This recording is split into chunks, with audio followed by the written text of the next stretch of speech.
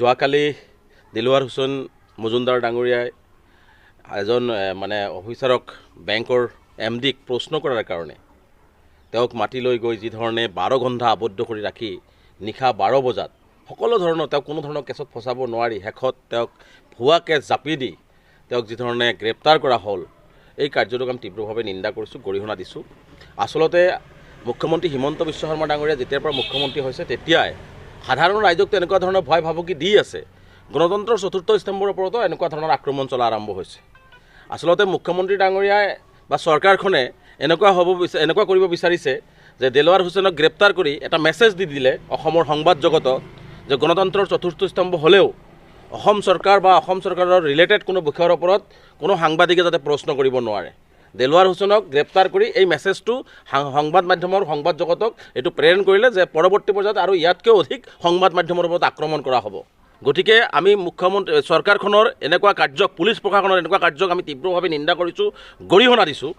আৰু অসমৰ ৰাইজক আমি বিনম্ৰতাৰে আহ্বান জনাম যে চৰকাৰখনে যি ধৰণে আজি সাংবাদিকসকলৰ জীৱন আৰু সম্পত্তিৰ নিৰাপত্তা নোহোৱা হৈ গৈছে, তেনেহ'লে সাধাৰণ ৰাইজৰ কি অৱস্থা হৈছে তেনেহ'লে অলপ ভাবি চোৱাটো উচিত। আজি সাংবাদিকসকলে প্ৰশ্ন কৰিব নোৱাৰে, আজি সাংবাদিকসকলৰ বাক স্বাধীনতা ৰুদ্ধ কৰা হৈছে।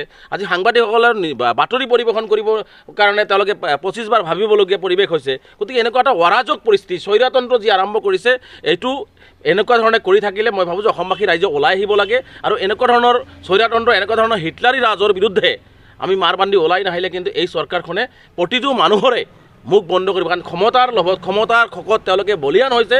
গতিকে যিকোনো পৰ্যায়লৈকে গৈ মানুহৰ বাক স্বাধীনতা তেওঁলোকে খৰ্ব কৰিব আৰু যিকোনো পৰ্যায়লৈকে গৈ মানুহক জেল হাজতত প্ৰেৰণ কৰি হ'লেও তেওঁলোকে ক্ষমতাত থাকি মানুহক এনেকুৱা ধৰণৰ অন্যায় অত্যাচাৰ কৰিব। গতিকে আজি আমি অত্যন্ত দুখ পাইছোঁ, অত্যন্ত আমাৰ আঘাত পাইছোঁ যে গণতন্ত্ৰৰ চতুৰ্থ যিসকল সাংবাদিক বন্ধুৱে আজি অসমৰ আৰ্থ সামাজিক শৈক্ষিক চৰকাৰৰ সকলো ভাল বেয়া সকলো কথা বতৰাবিলাক অনুজ্ঞাই দিয়ে, সেই কথা বতৰাবিলাক আগন্তুক দিনবিলাকত ৰাইজৰ উপকাৰ হয়, তেনেকুৱা বা বাতৰি প্ৰকাশ কৰা সেই সংবাদ মাধ্যমৰ বন্ধুসকলক যদি এনেকুৱা ধৰণৰ আক্ৰমণ চলি থাকে, আজি সংবাদ মাধ্যমৰ জড়িত ব্যক্তিসকলেও আজি সংবাদ পৰিৱেশন কৰিবৰ কাৰণে ভয় কৰিব। আজি চৰকাৰক যদি প্ৰশ্ন কৰিব নোৱাৰে, আজি চৰকাৰৰ কোনো বেংক কৰ্তৃপক্ষক যদি প্ৰশ্ন কৰিব নোৱাৰে, তেনেহ'লে সাংবাদিকসকলে কি কেৱল চুৰ ডকাইতি নিউজ কৰি থাকিব নেকি? ক'ৰবাত চুৰ ওলাইছে, ক'ৰবাত মাৰপিট হৈছে, এইটো সংবাদ জগতৰ কাম হ'ব নেকি? আজি দুৰ্নীতিগ্ৰস্ত অফিচাৰক তেওঁলোকে প্ৰশ্ন কৰিব নোৱাৰিব নেকি? আজি দুৰ্নীতিগ্ৰস্ত অফিচাৰক প্ৰশ্ন কৰিব যাওঁতে তেওঁলোকে SC নে ST এই কথাবোৰ সুধি প্ৰশ্ন কৰিব লাগিব নেকি? গতিকে ইয়াৰ পৰা প্ৰমাণ হয় যে আচলতে সম্পূৰ্ণভাৱে হিটলাৰী কায়দাৰে আচলতে সংবাদ জগতৰ লগত জড়িত বা গণতন্ত্ৰৰ চতুৰ্থ স্তম্ভক ৰুদ্ধ কৰিব বিচাৰিছে, তেওঁলোকৰ মুখ বন্ধ কৰিব বিচাৰিছে। এইটো কেতিয়াও তেওঁলোকে সফল হ'ব নোৱাৰিব। এজন দিলৱাৰ হুছেইন মজুমদাৰক তেওঁলোকে পঠিয়াই দিছে, হাজাৰ হাজাৰ দিলৱাৰ হুছেইন মজুমদাৰ অসমৰ সংবাদ জগতত আছে, তেওঁলোকে নিশ্চিতভাৱে ওলাই আহিব আৰু ইয়াৰ প্ৰতিবাদ কৰিব। আৰু মই ভাবোঁ চৰকাৰে সময় থাকোঁতে শিক্ষা লোৱা উচিত। চৰকাৰে সময় থাকোঁতে চৰকাৰৰ ভুল, চৰকাৰে কৰা অন্যায় অত্যাচাৰ, চৰকাৰে কৰা দুৰ্নীতি যদি তেওঁলোকে এনেকুৱা সংবাদ মাধ্যমক দবাই যদি কৰিব বিচাৰে, দুৰ্নীতিবিলাক বন্ধ কৰাৰ ব্যৱস্থা গ্ৰহণ কৰক, দুৰ্নীতি নকৰিব, তেনেকুৱা কৰক। কিন্তু তেওঁলোকে সেইবোৰ ঢাকিবৰ কাৰণে যদি সংবাদ মাধ্যমৰ মানুহক আক্ৰমণ, ভুৱা কেছ জাপি দি এনেকুৱা ধৰণৰ নিৰ্মম অত্যাচাৰ চলায়, তেনেহ'লে কিন্তু এটা দিনত তেওঁলোকৰ পতন কিন্তু নিশ্চিতভাৱে হ'ব।